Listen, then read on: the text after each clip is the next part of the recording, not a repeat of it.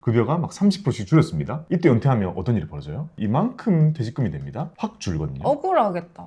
이대로 그대로 간다면 박보미 TV. 박보미 TV.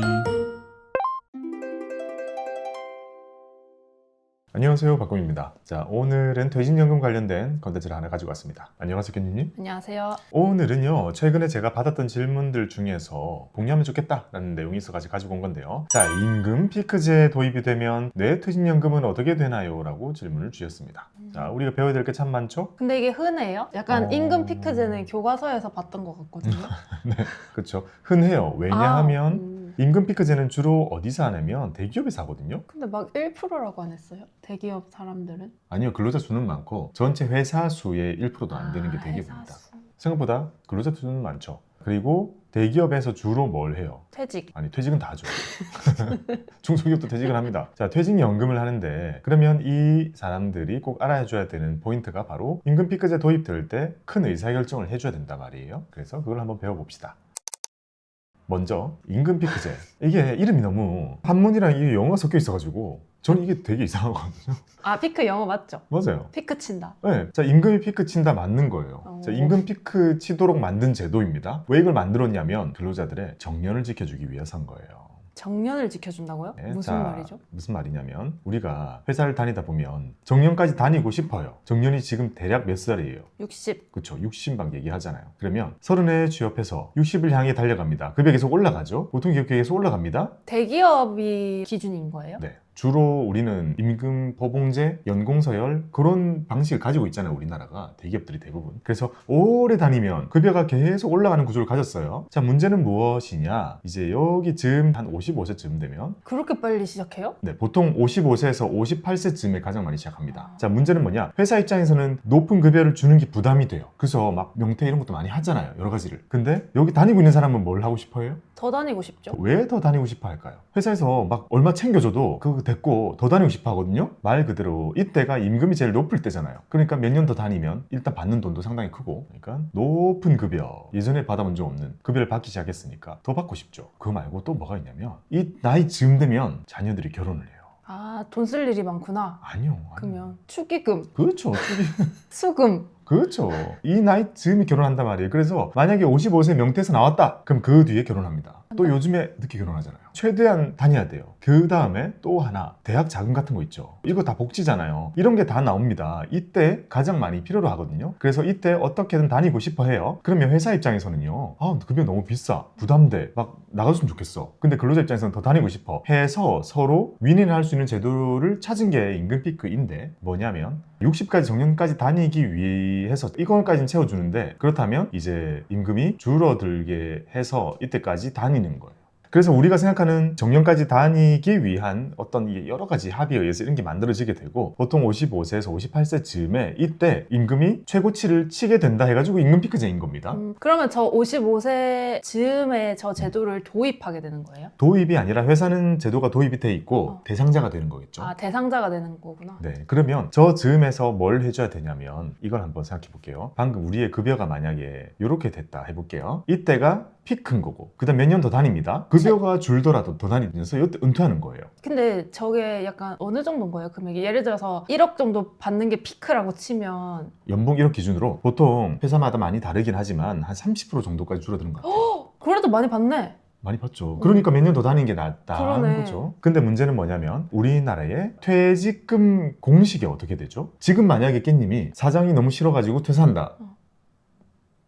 안 할 거예요. 극단적 예를 들었는데 왜 표정이 없는 거? 표정이 없죠?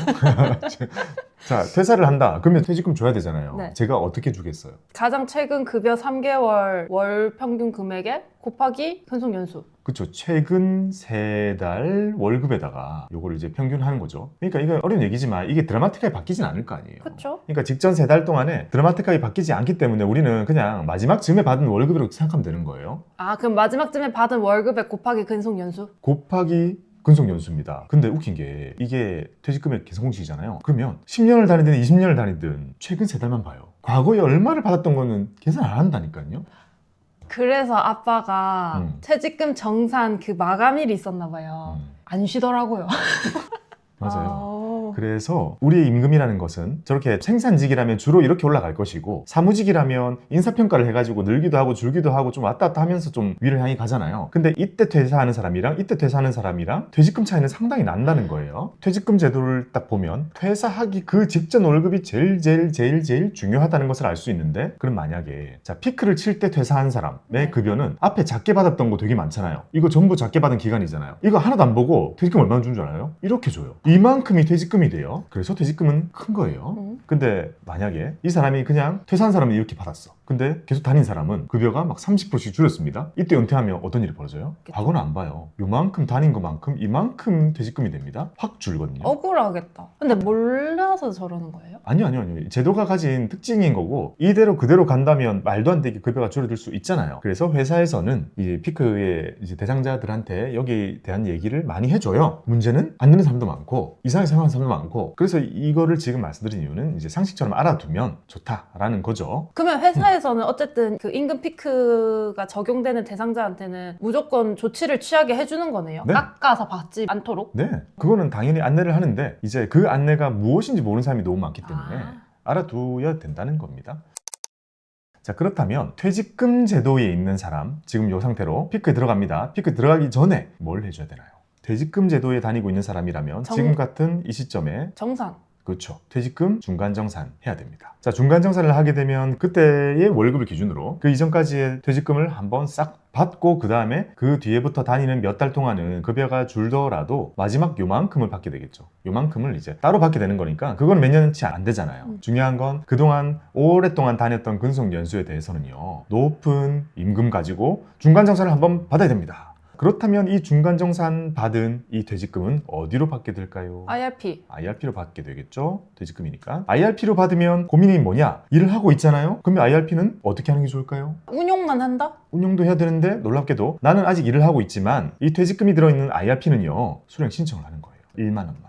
아, 시계 돌리려고요? 네. 퇴직소득세를 줄이기 위해 퇴직소득세는 연금으로 받으면 30% 깎아주죠. 자, 10년 넘으면 40% 깎아주죠. 그걸 깎아주는 시계를 돌게 하기 위해서 수령 신청을 10,000원 해줘야 된다는 건 여러분 말씀드렸고, 이거는 내가 회사를 다니고 있더라도 중간정산 받은 IRP는 수령 신청됩니다.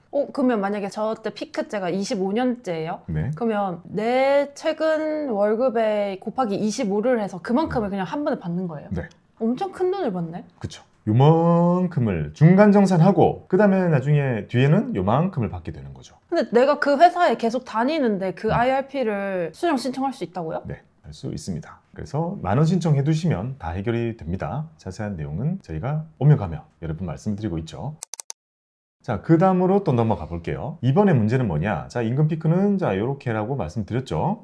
퇴직연금 DB 제도인 사람입니다. 그럼 어떤 일이 생기느냐? 자, DB 제도에 있는 사람이라면 피크 앞두고 어떤 의사결정을 해야 될까요? DB도 방금 말씀드린 것과 똑같죠? 가만히 있으면 이렇게 돼요. DB는 퇴직금이랑 퇴직금 제도랑 정산 과정 공식은 똑같잖아요. 그러니 DB도 가만히 있으면 절대 안 됩니다. 자, 일단 중간정산은 불가합니다. DB는요, 원래. 아, 퇴직금 제도인 사람만. 중간정산할 수 있어요. 근데 대기업도 퇴직금 제도가 있어요? 은근히 많이 있어요, 아직. 아, 진짜? 퇴직연금 제도는 의무가 아닙니다. 아, 그래요? 네. 그럼 DC로 바꿔야겠네. DC로 무조건 바꿔야 됩니다. 자, 여기서는 DC 전환이라는 것을 꼭 해줘야 됩니다. 그러면 어떤 일이 생기느냐? 일종의 방금 보여드렸던 퇴직금 중간정산하는 것처럼, 자, 지금 월급 제일 많을 때 여기에다 이만큼 곱해가지고 그동안 이만큼 받은 걸로 계산되는 거예요. 네. 이만큼의 퇴직금이 뭘로 들어오냐면 그냥 DC 계좌로 들어와요. 그 다음에 다음부터는 월급이 줄더라도 무슨 일이 생겨요? 어차피 이미 큰 돈을 받았고 그 다음에 줄어드는 만큼 그만큼 분담금 1년에 한 달치 월급 그냥 받게 되는 거잖아요. 네. 이건 아무런 문제가 없죠. 그래서 DC 전환해야 된다는 게 중요한 부분입니다. 무슨 말이죠? 퇴직금 제도는 DC로 전환이 안 돼요? 안 되죠. 지금 보여드린 거 이거는 회사가 퇴직연금제도 도입 먼저 해야 돼요. 아, 그게 훨씬 큰일입니다 지금. 그러니 DB로 있으시다면 DC 전환을 하시면 되고, 만약에 DB만 있던 회사가 임금피크제를 도입할 때는 이 DC까지 같이 도입합니다. 의무예요? 네, 그렇게 기억하면 돼요. 왜냐하면 가만히 두면 지금 터무니없이 퇴직금이 줄어드는 구조잖아요. 그렇게 근로자들한테 불리한 조건으로 임금피크를 도입할 수 없게 돼 있어요. 그래서 DC 도입을 하면서 피크까지 같이 도입하거든요. 즉 피크 제도가 없는데 도입을 할 때는 DC까지 같이 도입을 할 거기 때문에 피크에 들어가시는 분들은 DB로 있던 거는 DC로 전환하면 됩니다. 다음은 자 이렇게 또 우리가 임금 피크를 앞두고 만약에 DC 제도를 다니시던 분은 뭘 하면 될까요? DC 제도는 그대로 두면 되지 않아요? 네, 그냥 가만히 있으면 됩니다. 임금 피크와 상관이 없어요. 왜냐하면 자 1년 채울 때마다 여기 연봉에 한 달 월급치, 여기 연봉에 한 달 월급치, 여기 연봉에 한 달 월급치 이렇게 하는 거잖아요. 피크를 칠 때도 와 높아진 연봉에 한 달 월급치, 그러니까 줄어도 어차피 여기에 연봉에 한 달 월급치. 중요한 건 뭔가요? 이렇게 받았던 이 많은 돈들을 내 DC 계좌에 있는 이 많은 돈들을 투자해서 불리는 건 나의 몫이고 그게 훨씬 중요합니다. 저 옛날부터 S&P 500 투자했으면 대박 났겠다. 대박 났죠. 미국의 연금 부자들이 다 그걸로 다 탄생했으니까요. 임금 피크를 앞두고 레테지금이 어떻게 되는지 이 그림에 대해서 고민을 안 해보셨다면 회사에서 DC로 전환하세요 이런 말을 받아들이기 힘든 거죠. 아, 그게 좀 낯설게 느껴지겠구나. 네, 이거 뭐야 갑자기 뭐 나보고 투자시키라고 막 이렇게 받아들이기도 하고 이게 근로자들한테 유리한 거 맞아? 이렇게 궁금하게 생각하시는 분들도 있으나 근로자들한테 유리한 겁니다. 그러면 이제 큰 돈이 어쨌든 들어온 거잖아요. DC로 들어오든 IRP로 들어오든. 네. 그러면 그거는 이제 안정적으로 내가 운용을 해야 되는 거네요. 탔을 때까지는 그렇죠. 근데 제가 최근에 대기업에 강연을 많이 갔는데 거기서 질문 주시는 게요. DB로 있으시다가 이번에 이제 퇴사를 하시나 봐요. 퇴사를 하시면서 막 억대의 돈을 이렇게 받게 되는데 자, 이 돈을 IRP로 받게 되죠. 그리고 넣어두고 나서 지금 당장에는 수령을 안 할 건데 굴려야 되잖아요. 어떻게 굴릴지에 대해서 정말 많은 고민을 해요. 그리고 제가 자산 배분을 알려드려도 손이 안 나가요. 왜냐? 문제가 뭐냐면 막 1억, 2억 이렇게 받잖아요. 그러면 막 연구포트 이런 걸 해도 주식을 사야 되는 돈이 3, 4천 막 이런 거예요. 아, 근데 걔는 변동성이 조금이라도 무조건 있을 수밖에 없으니까. 네. 이게 자산 배분에서 쪼갠다고 하더라도 기본적으로 내 손으로 3, 4천을 막 주식을 사는 주문을 내보신 적이 아예 없는 거예요. 그래서 너무나 부담스러워 하시는 겁니다. 이럴 때 어떻게 하면 되냐면 방금 그림처럼 우리가 많이 모았던 거 퇴직금 중간정산한 돈이라든지 또는 DB로 평생 모아온 걸 통째로 받은 돈이라든지 아니면 그동안 내가 열심히 DC로 굴려온 돈이라든지 어쨌든 퇴직금이라는 돈은요 상당한 목돈으로 이렇게 들어오게 되죠. 자, 목돈이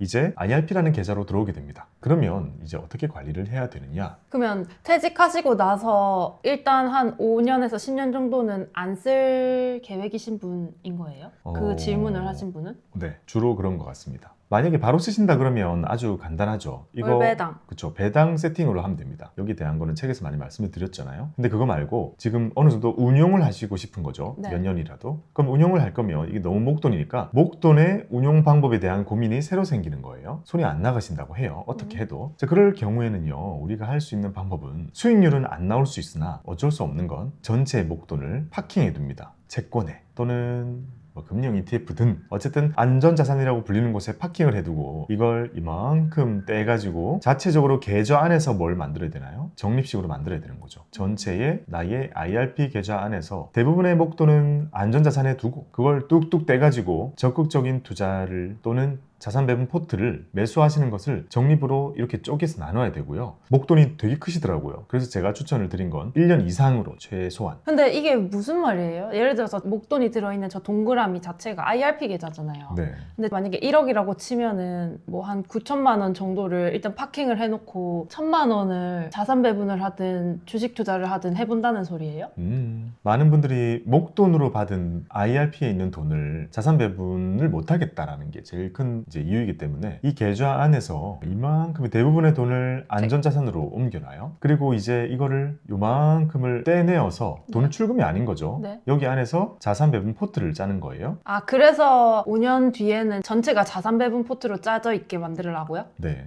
여기서 리스크 관리 툴을 하나를 추가를 시킨 게 적립식인 거잖아요. 목돈은 적립식이 아니기 때문에 적립식으로 억지로 만든 거죠. 그러면 이 적립식으로 만든 이 기간을 몇 분할을 하는 게 좋나요? 라는 질문을 많이 주셨어요. 그래서 제가 드렸던 답변이요. 최소 1년 이상. 왜냐면 1년 이내로 했을 때는요. 경기 사이클이 안 바뀌가지고 그냥 똑같이 비슷한 상황에서 그냥 돈을 다 넣어버리면 사실 한 번에 넣은 거랑 크게 안 달라질 수 있기 때문에 1년 이상이고 만약에 돈이 많이 크다면요. 3년 정도도 괜찮은 것 같아요. 왜냐하면 3년이면 보통 시장 색깔 바뀌잖아요. 그러니까 3년이라는 시간까지 가지고 가면 더 적정하다라는 거죠. 그러면 예를 들어 이번에 받은 돈이 2억이다. 그러면 한 3년 쪼개 볼게요. 36개월이죠. 36개월이 2억 정도 되려면 1년에 6천씩 정도 이렇게 뿌려줘야 된다는 거잖아요. 1년에 6천이면 월 500이죠. 그러면 자 2억이 들어있다. 그러면 500씩 돼가지고 자산배분 포트로 계속 넣어주면 3년 정도 걸리는 거고 그런 정도의 적립식으로 바꾸는 거는 괜찮은 전략 같아요. 그래서 3년 뒤에는 내 IRP 계좌 속의 전략이 자산배분 포트로 짜져 있는 거죠. 네. 그렇게도 하고 만약에 3년 즈음에 배당 포트 바꾸고 출금을 하려고 한다. 그러면 그때까지도 자산이 불어나야 되잖아요. 근데 적립식으로 했기 때문에 아주 높은 확률로 안정적으로 불어나 있을 가능성이 높겠죠. 이런 식으로 세팅을 하면 괜찮겠다라고 생각을 하고요. 만약에 금액이 1억이다. 그리고 나는 적립식을 좀 빨리 하고 싶다. 그래도 최소 1년을 하자고 했잖아요. 자, 1억을 1년 동안 넣는다 하면 한 달에 800 정도씩 이렇게 옮겨주면 되겠죠. 그냥 큰 돈을 한 방에 못 할 뿐이지 자산 배분을 할 의향이 있는 거였군요. 그렇죠. 근데 이제 적립식이라고 하는 저 툴을 우리가 활용하게 되면 조금 더 안전해지는 건 맞으니까요. 맞아요. 저도 이런 분들이 저 소중한 퇴직금 가지고 통째로 막 주식 사거나 이런 거는 절대 반대고 자산 배분을 하더라도 워낙 돈이 크다 보니까 주식에 막 3천, 4천, 5천 들어가요. 주식이 변동되는 게 고통스러울 수 있거든요. 평생 일해서 모은 돈인데 주식 부분에서 막 늘고 줄고 하고 있으면 고통스러울 수 있으니까 차라리 적립식으로 해버리자. 그렇다면 큰 억대의 돈은 안전자산으로 들어있을 거고 요즘에 안전자산이라고 해봤자 뭐 한 3% 되겠지만 그 정도 나오는 것도 체감상 되게 클 거란 말이에요. 그 정도 깔아주니까 500씩 이렇게 넣고 있는데 본체에서 한 600은 또 만들어주는 거니까 이런 게 어우러지면 마음은 훨씬 편해지지 않을까 생각해봅니다. 되게 현실적이죠? 그러면 지금 만약에 당장 들어간다고 해도 어쨌든 과거에 비해서는 지금이 엄청 높은 시기잖아요. 괜찮은 거죠? 그래서 제가 요 얘기를 되게 많이 하고 왔습니다. 어... 왜냐? 지금의 시장이 좋고 안 좋고 이런 걸 떠나서요. 우리가 봐왔던 것보다는 비싸잖아요. 근데 지금 은퇴하시는 분들이 막 수억 원을 들고 은퇴를 해요. 작게는 1년, 많으면 막 5, 6억씩 들고 막 퇴직을 하신단 말이에요. 장이 좋구나. 자, 이 돈으로 주식을 많이 사는 게 저는 별로예요. 투자 많이 안 해보신 분들 가능성이 크고 과거의 시장 색깔이랑 지금 또 다르잖아요. 그래서 지금 불타오르니까 아 이거는 이제는 불타오르는 거구나 라고 생각하기에는 저는 너무 리스키하다라고 생각해서 지금 은퇴하시는데 하필 지금 시장이 너무 비싸다. 안 할 수는 없잖아요. 그렇다고. 그렇죠. 그러니까 보수적으로 하자. 보수적으로 할 수 있는 방법을 다 가지고 와보자. 첫 번째가 자산 배분을 하는 거고요. 두 번째가 적립식으로 세팅을 하는 거죠. 그 두 개만으로 충분합니다. 그러면 이제 이 사람은 어쨌든 한 10년 정도 운용을 할 생각인 거잖아요. 네. 그러면 그 3년째 됐을 때 자산 배분 포트가 완성이 되어 있을 텐데 네. 그거를 쭉 가지고 가면 돼요? 아니면 중간중간 리밸런스 이런 걸 해줘야 되나요? 안 해줘도 됩니다. 네. 현실적이네요, 그러면. 네, 아주 현실적이죠. 그리고 나중에 은퇴하실 때 월배당 세팅을 하셔가지고 적정하게 뽑아서 쓰시면 되겠습니다. 진짜 많이 불어있겠다. 2억 10년 뒤면. 장난 아니죠. 와, 퇴직금이 무섭네. 한 개인에게 투자를 하지 않은 사람에게 주어질 수 있는 제일 큰 돈은 퇴직금입니다. 항상 제가 노파심에 시장과 반대되는 말씀을 드리는 편이기도 해요. 시장이 비쌀 때는 안 했으면 좋겠다. 시장이 쌀 때는 많이 하셨으면 좋겠다. 라고 지금 5년 동안 얘기를 하고 있고 5년 동안 이 얘기가 바뀐 적이 몇 번이에요, 지금. 그런 거 보면 지금 드릴 수 있는 말씀은 2021년이랑 똑같아요. 소중한 퇴직금을 전체를 다 이때구나 하면서 막 아무리 지수라고 하더라도 주식에 다 넣는 것은 저는 그렇게 좋은 방법이 아닌 것 같습니다. 지금 이럴 때야말로 더 안전자산을 많이 섞은 보수적인 포트를 짜시고 거기다가 적립식 전략까지 가미하셔가지고요. 소중한 퇴직금은 천천히 불어나더라도 어차피 금액이 크니까 괜찮아요. 천천히 기대수익률 확 맞춰가지고 안전하게 굴려가시기 바랍니다. IRP 운용 방법에 대한 영상 저거 보시면 도움이 되겠죠? 여러분 성투를 기원합니다. 감사합니다. 너무 영상이 재미없었던 거예요? 아니. 웃기려고 마지막에 아니, 이런 아니요. 웃음을 주는 거예요? 박보미 TV 박구미 TV